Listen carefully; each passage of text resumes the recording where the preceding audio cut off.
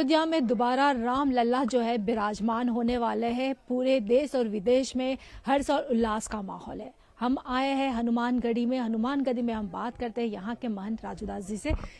जिस तरीके से आज उद्धव ठाकरे ने एक प्रेस कॉन्फ्रेंस ली और उसमें कहा कि 22 तारीख को वो जो है पंचवटी नासिक में जाके पूजा अर्चना करेंगे और इसके लिए राष्ट्रपति को भी उन्होंने न्योता दिया है। अच्छी बात है, पूजा करनी चाहिए। और ये देश लोकतांत्रिक देश है और यहाँ पर फंडामेंटल राइट है संवैधानिक तौर से, जो जिस धर्म का मानने वाला है वो उसको पूजा पाठ में ना तो कोई रोक सकता है ना तो कोई मना कर सकता है। लेकिन उद्धव जी को अपने अंदर झांकना चाहिए। आज उद्धव जी की यह स्थिति क्यों हो गई? पालघर में संतों की निर्मम हत्या और सनातन द्रोहियों के साथ गठबंधन करना, इसके नाते उनके लोग आहत होकर उनका साथ छोड़ दिया और पार्टी टूट गई, फंडे चला गया, निशान चला गया। तो रामद्रोह का यही उनको दंड मिला, तो वो तो व्यक्ति दंड झेल चुका है, लेकिन उनको अपने अंदर सुधार करना चाहिए। जो बाला साहब ठाकरे जिन्होंने कहा गर्व से कहो हम हिंदू हैं, हाँ मेरे लोगों ने, बाबर एक विदेशी आक्रांता था और कुछ लोगों ने कहा कि वो मंदिर है, लेकिन ऊपर का स्ट्रक्चर बाबरी होने के नाते, नाम उसका बाबरी होने के नाते हमारे सैनिकों ने, शिव सैनिकों ने उसको ध्वस्त किया। मैं इसकी जिम्मेदारी लेता हूं। और एक शब्द और भी उन्होंने कहा था कि अगर रामद्रोहियों के साथ सरकार बनाने का मौका मिलेगा तो मैं पार्टी तोड़ दूंगा, लेकिन सरकार नहीं बनाऊंगा। लेकिन उनके बेटे उद्धव जी ने सरकार को बनाई, और जब उद्धव जी ने सरकार को बनाई तो मुझको लगता है कि ठीक है, वो उनका सरकार बनाई, तो बनाने के बाद आज स्थिति क्या हो गई ये देश और दुनिया देख रही है।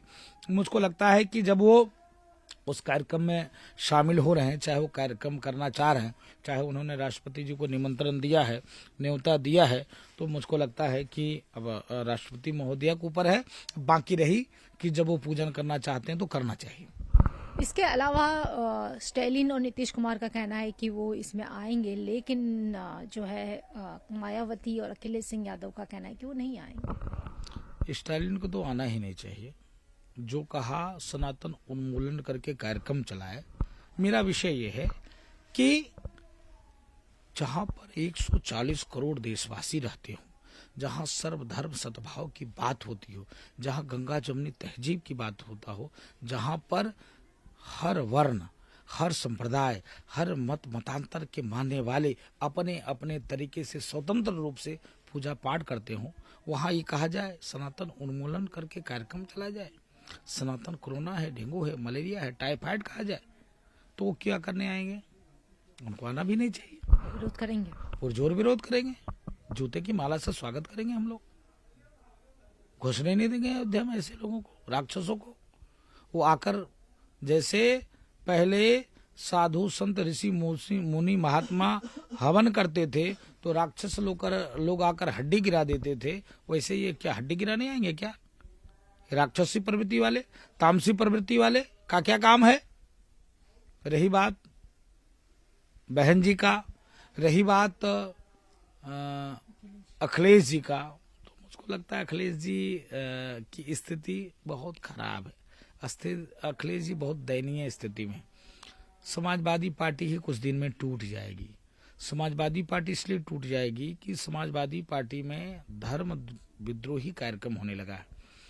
ठीक है, आप विरोध करिए, आप योगी जी का विरोध करिए, आप विपक्ष में हैं, आपका नैतिक धर्म में विरोध करना चाहिए, लेकिन आप योगी जी का विरोध करते करते सनातन संस्कृति का मत विरोध करिए ना। आपकी पार्टी कार्यालय में रामचरितमानस फाड़ा जाए, जलाया जाए, ये कहा जाए कि हाँ गीता और रामचरितमानस फाड़ा जाए, हरि राम राम सीताराम, भगवान राम को गाली दीजिए, भगवान कृष्ण को गाली दीजिए, सनातन संस्कृति को गाली दीजिए, तो उसमें क्या हिंदू हैं आहत नहीं हो गए? इसके नाते आने वाले दिनों में समाजवादी पार्टी टूट जाएगी, समाजवादी पार्टी खत्म हो जाएगी।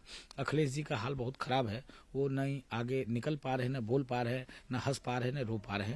मेरा कहने का मतलब है, एक बार उन्होंने कहा जिसको राम जी बुलाएंगे वही आएगा, तो स्वाभाविक है राम जी रक्त के सौदागरों को, खून की नदी बहाने वाले को, हिंदू मुस्लिम करने वाले को, दंगाइयों को क्यों बुलाएंगे?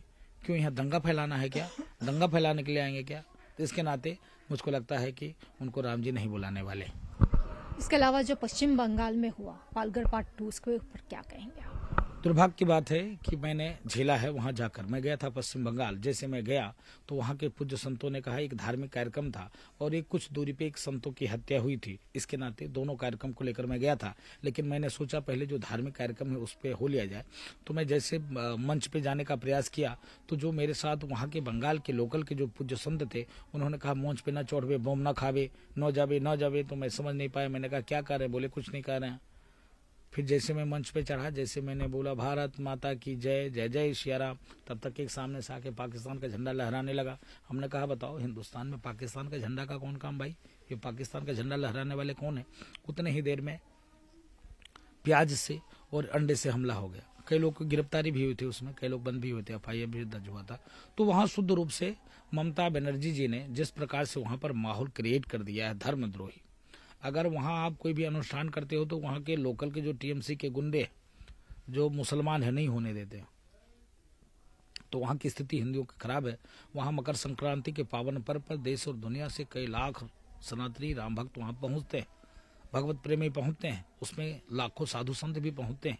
आप समझिए उत्तर प्रदेश बरेली से संत जा रहे थे और वहां पर TMC ने गुंडों ने उतार कर उनको मारा पीटा, वस्त्र विहीन किया।